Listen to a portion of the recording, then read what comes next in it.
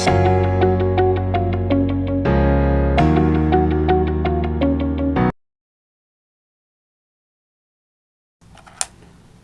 to Cognitio. So till now we have covered the for loops, while loops, if conditions, and then the range and the list comprehensions. So going forward to this particular course of the Python crash course for machine learning and deep learning and artificial intelligence, we will learn about the very interesting topic, functions and Lambda expressions. So what exactly the function is, when you you want to code in Python or any other language, it comes a lot that you want to reuse the same code multiple times throughout the program with the same argument or the same value, or you can change the value or the argument as well. Okay, so combining all the set of instructions inside a particular box and re-execute it multiple times is called functions in Python. So for defining a function in Python, you have to start with the keyword def and the function name. Again, the function name can't be start with the numbers and there's special characters except the underscore. So like I'm writing it over as a function add. Okay, and right now I am just giving a parameter as a input is equal to 10. So 10 is the default input over here, and I want to print this particular input adding 10. Okay, so what I have done is I have created a function func underscore add, and which will add the 10 to any number and print it. Okay, so if we want to re-execute it multiple times with lots of other argument, I can do that, or I can directly call it add. So what exactly it will give you? It will give you a signature of that particular function. Okay, so if you want to execute the same function with different number, like I am right now, first will not give any argument, so it should pick the default input, which is 10.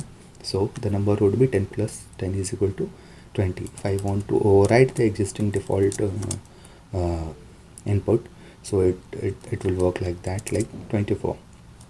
Okay, if I can also give an argument using the name of the parameter through its going, it will be recognized inside that function. So I'll write input is equal to 50 and the output should be 60. So how it will help you?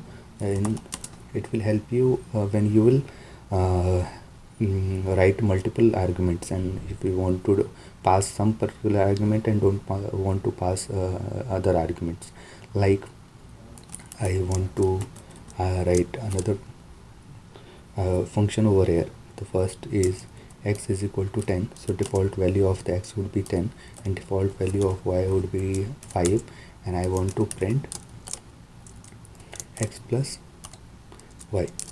Okay, so when you will run func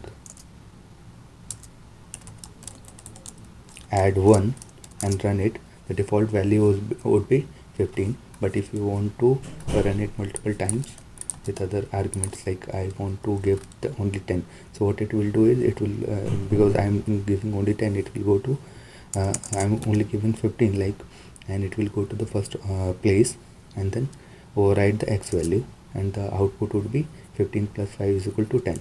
If I want to overwrite it with different other values, the value of x would be 10 and the value of y would be 45. Okay, so I can also give like x is equal to 67, y is equal to 89, and then it will print the addition of that thing. Okay, in function there are lots of times you need the instructions, not for your functions, but if you want to create for an industry or something, so sometimes you will need the the description of that function, how and what that particular function is doing.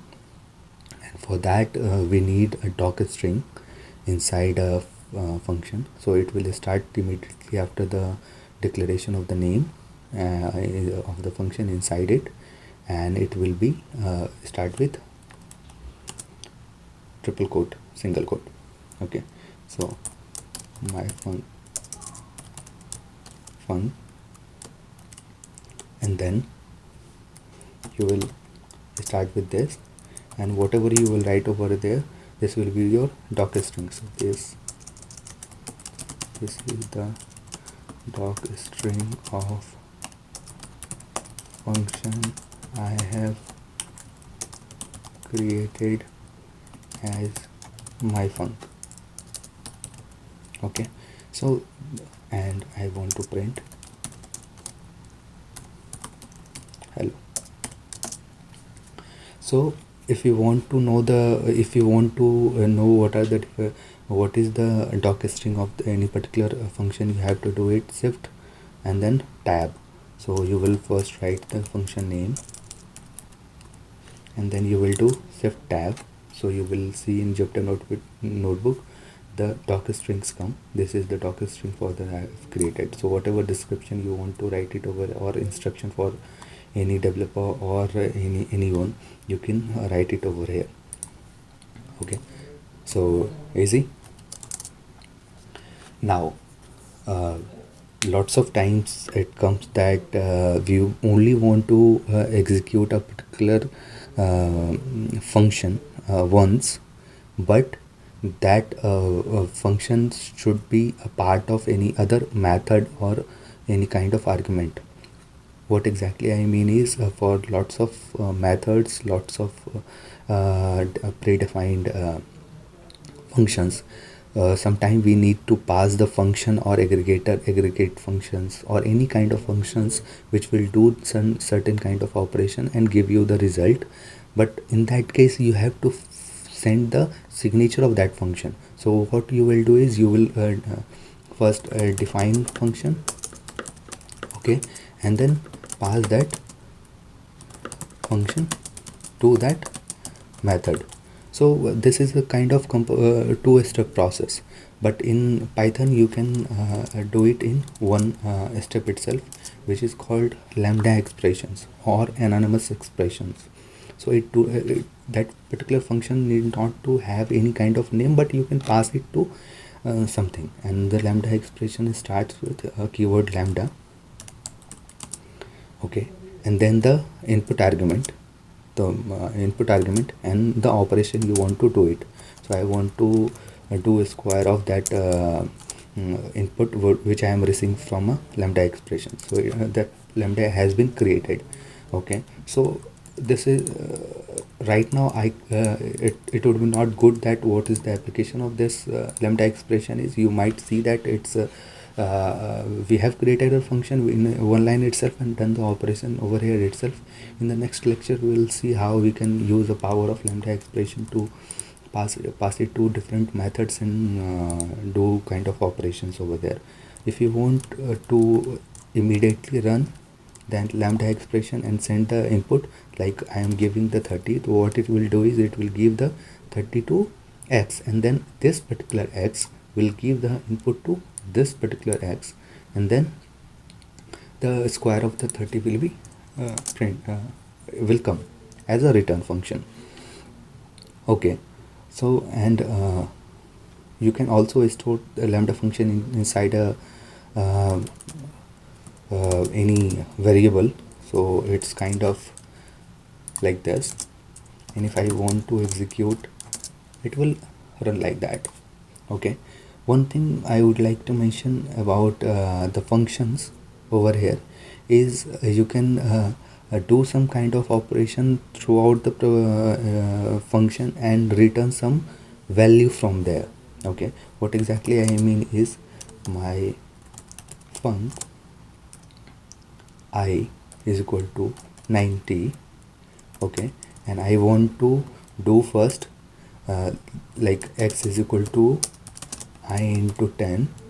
Okay, first I want to multiply it with that 10, and then I want to override x with the square of that variable again, and I want to return that particular computed value from that function. So I have created this function. What I'll get it is if I'll pass 15, so then this number has been come as out cell. Okay, but over here you will see that there is no out cell over there, but because this particular function is not returning something, but you can't store this hello to any variable and use it throughout the next sequence. But if you want to return some values from that function and then reuse it to do other operations, you can do that. Like I'll store the value it to the var, and I want to again the square of that. I can do that. I have stored the value which is being returned from the myfunc to the var, and then I have done all the other operation to the var. So what we have covered is we have covered the functions, how we can override it, how we can use it, and then the lambda expression. So thank you so for watching this video.